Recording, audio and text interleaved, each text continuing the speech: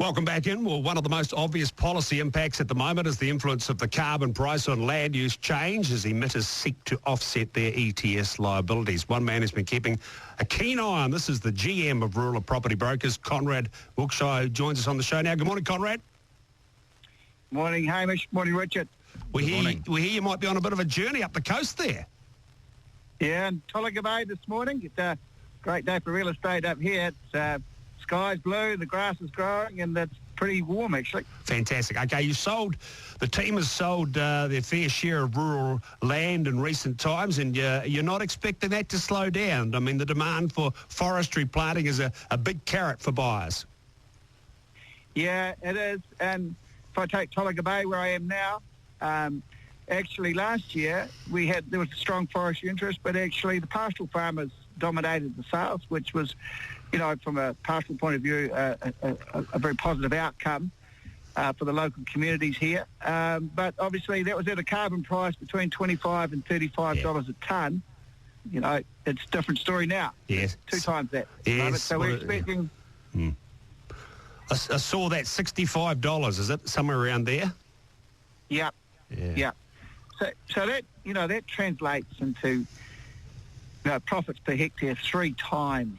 Wow. 3 times what you can get out of traditional pastoral farming. And I was checking that this week, actually, and it's a headwind. But in saying that, there are options. And, what we're seeing is actually farmers, and some good examples here in Tolaga Bay, actually, where established farmers collaborated on certain farms and they actually bought them in partnership and then taken the bits they want and figured that out. And I think, there's more than one way to skin a cat. And so it's not like, and I do think pastoral farming's in great heart and it will still, dominate the rural landscape. But right here and now, there are some short-term pressures with this carbon price and the settings that are there.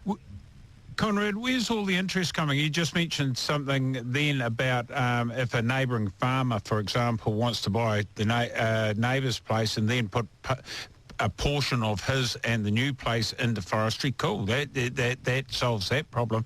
But where's all the interest coming from?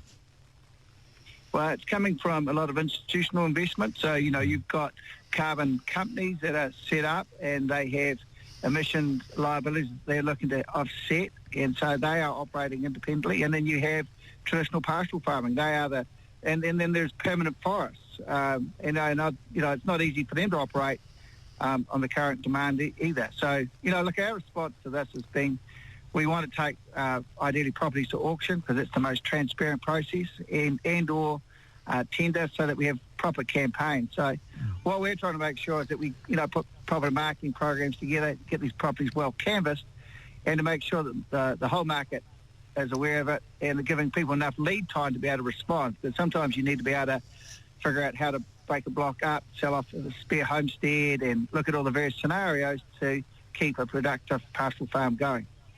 Yeah, I was going to say there's a great opportunity. There's certain country ideal for trees, but then it's a shame, isn't it, to see that good arable land disappear also.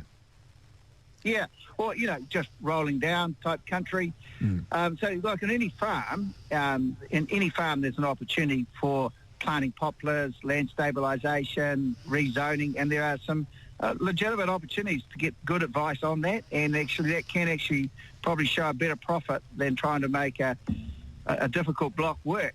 So there's no question that's an opportunity.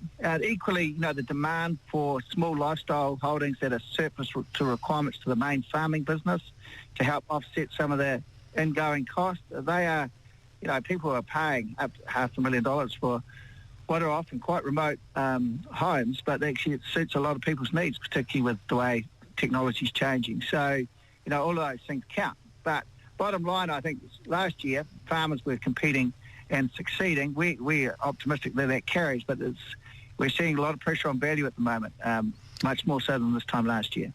So when you say remote, you get a nice farm homestead on, say, 50 hectares, that the balance has been sold off to pine trees.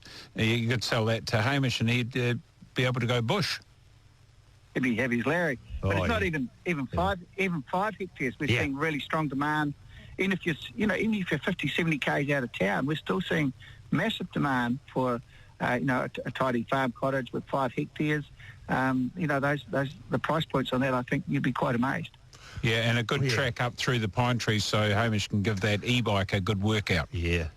Just anything nice up around Apathy that you come across, Conrad, let me know, will you? Yeah. It's all nice. It's all nice out there, Hamish. Yeah. So, exactly. But I think in all seriousness, sheep and beef producers are looking to scale. They're not ignoring the opportunities to look at some of the reverting post-1990 country that they can claim credit on and help sustain their model.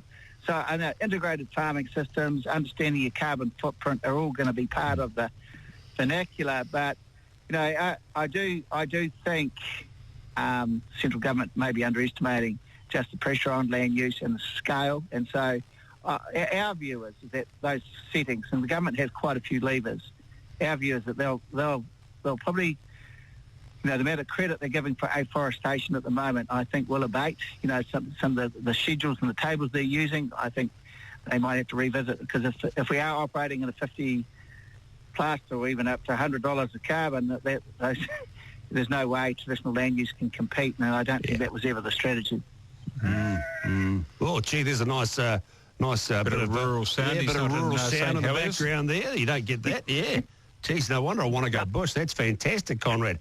Hey, we'll leave it there. There we go. That is the General Manager of Rural for Property Brokers, Conrad Wilkshire, out there the East Coast at the moment. And